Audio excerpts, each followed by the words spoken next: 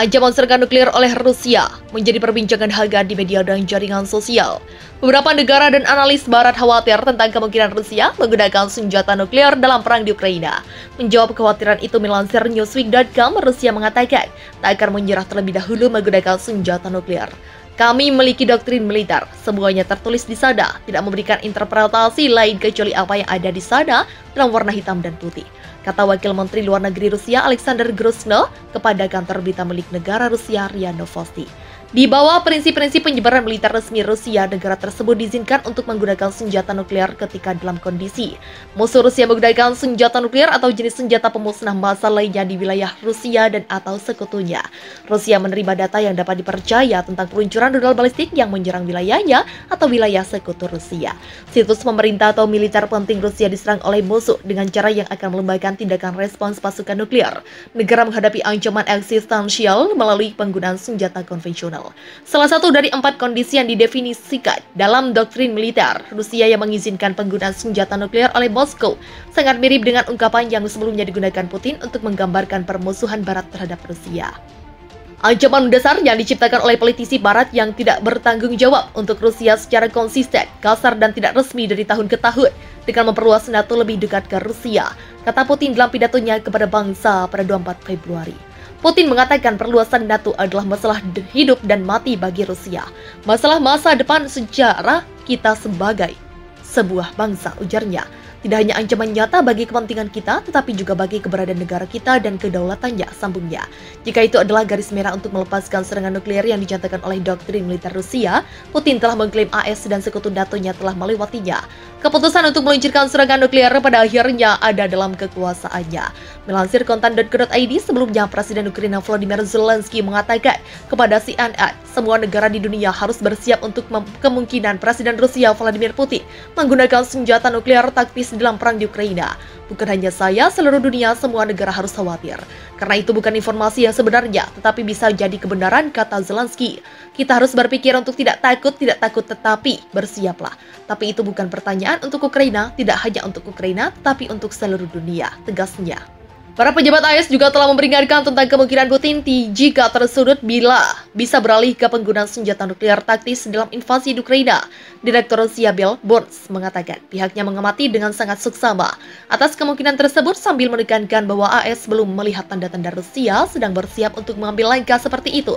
Mengingat potensi keputusannya, Presiden Putin dan kepemimpinan Rusia mengingat kemunduran yang mereka hadapi sejauh ini secara militer.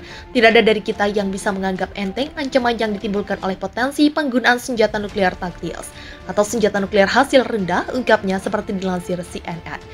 Intelijen Kementerian Pertahanan Inggris merilis data yang menyebut bahwa Angkatan Bersenjata Belarus telah menyiagakan pasukan khusus di sepanjang lebih dari 1.000 km perbatasan Ukraina. Dalam pernyataan resmi yang dikutip FIFA Militer dari akun Twitter resmi Intelijen Kementerian Pertahanan Inggris, militer Belarus tak hanya menggerakkan pasukannya, sejumlah alat utama sistem persenjataan mulai dari artileri hingga rudal juga ikut disiagakan. Belarus telah mengumumkan pengerahan pasukan operasi khusus di sepanjang perbatasan Ukraina, serta unit pertahanan udara, artileri dan rudal, bunyi pernyataan Kementerian Pertahanan Inggris. Walaupun tak terlibat langsung dalam perang, pasukan militer Belarus diyakini intelijen Kementerian Pertahanan Inggris mendapat peran untuk mengalihkan perhatian. Penyiagaan pasukan Belarus di perbatasan akan membuat pandangan militer Ukraina terbagi, bersiap menghadapi kemungkinan serangan dari Belarus di utara, tapi juga harus menjalani pertempuran dengan militer Rusia di wilayah timur, khususnya Donbas. Kehadiran pasukan Belarus di dekat perbatasan kemungkinan akan memusatkan pasukan Ukraina sehingga mereka tidak bisa dikerahkan untuk operasi Donbas. Lanjut pernyataan Kementerian Pertahanan Inggris.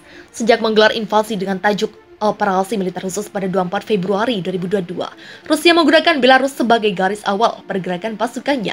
Tak hanya itu, sejumlah serangan militer Rusia juga dilancarkan ke banyak titik Ukraina dari wilayah Belarus. Meskipun spekulasi masih awal, hingga saat ini pasukan Belarus belum terlibat langsung dalam konflik. Namun wilayah Belarus digunakan sebagai pos pergerakan awal Rusia di Kiev dan Chernihiv. Kementerian Pertahanan Inggris melanjutkan, Rusia juga telah meluncurkan serangan udara dan serangan rudal dari Belarus, tutup Kementerian Pertahanan Inggris. Kementerian Pertahanan Inggris juga percaya bahwa apa yang dilakukan Belarus adalah langkah aman dalam mendukung invasi Rusia. tidak terlibat langsung dalam konfrontasi bersenjata di Ukraina. Berarti terhindar dari risiko sanksi Barat, akan tetapi di sisi lain pengalihan perhatian militer Ukraina memiliki peran penting bagi gerak maju pasukan Rusia di wilayah Donbas dan wilayah timur.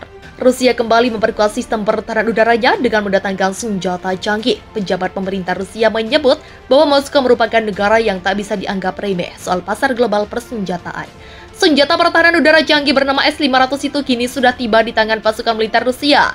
Hal itu diungkapkan Wakil Perdana Menteri Rusia Yuri Borisov.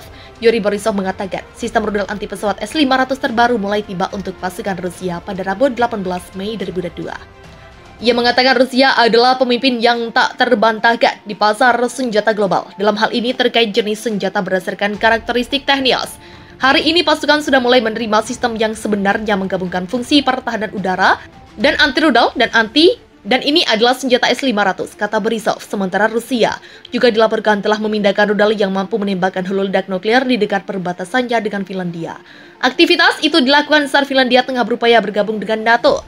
Video detik-detik militer Rusia memindahkan rudal tersebut ke perbatasan beredar di media sosial.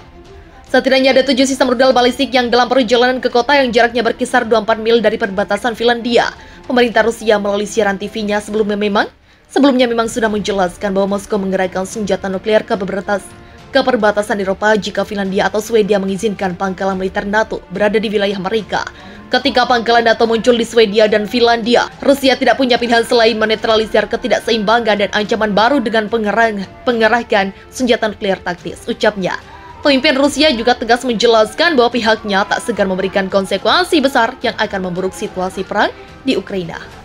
Pasukan roket dan artileri Rusia menghancurkan 76 pos komando, 421 area konsentrasi tenaga kerja, dan 147 unit artileri militer. Rabu 18 Mei 2022, juru bicara Kementerian Pertahanan Rusia, Igor Konashenkov, menyebutkan akibat serangan roket tersebut menghancurkan meriam howitzer M777 155 mm Ukraina yang diproduksi oleh Amerika di dekat pemukiman Podgorno. Pada siang hari, rudal presisi tinggi yang diluncurkan dari Angkatan Udara Rusia menghantam 2 pos komando, termasuk markas pertahanan teritorial di area pemukiman Solidar Republik Rakyat Donetsk, serta 31 area konsentrasi tenaga kerja dan peralatan militer Ukraina, termasuk lokasi unit tentara bayaran asing dari negara-negara Eropa di Mykolaiv dan Krasnogorovka. Selain itu, 2 pesawat Su-24 Ukraina dihancurkan di lapangan terbang militer dekat Dnepropetrovsk, sebuah divisi sistem rudal anti pesawat S-300 Ukraina di dekat Mykolaiv, serta 4 depot senjata rudal dan artileri serta amunisi angkatan bersenjata Ukraina di wilayah pemukiman Ugledar, Pokrovskoye, Solidar, dan Bakhmut dari Republik Rakyat Donetsk. Operasi taktis dan penerbangan militer menghantam 3 pos komando, 41 area konsentrasi tenaga kerja dan peralatan militer angkatan bersenjata Ukraina, serta gudang amunisi di dekat desa Vuhledar di Republik Rakyat Donetsk. Akibat serangan udara itu, lebih dari 270 nasionalis gugur dan 54 unit peralatan militer dilumpuhkan di daerah pemukiman Protopopovka, wilayah Kharkiv. Penyeberangan ponton yang diinduksi oleh unit-unit angkatan bersenjata Ukraina untuk memaksa sungai Seversky Donetsk dihancurkan. Tak ada tempat aman, Rusia membombardir kota Bakhmut selagi ada waktu. Warga diimbau tinggalkan Donetsk. Pasukan Rusia melancarkan serangan udara di kota Bakhmut di wilayah Donetsk. Ukraina menghantam blok apartemen 5 lantai, rumah pribadi, dan gedung administrasi. Pasukan Rusia melancarkan serangan udara di kota Bakhmut di wilayah Donetsk, menghantam blok apartemen 5 lantai, rumah pribadi, dan gedung administrasi.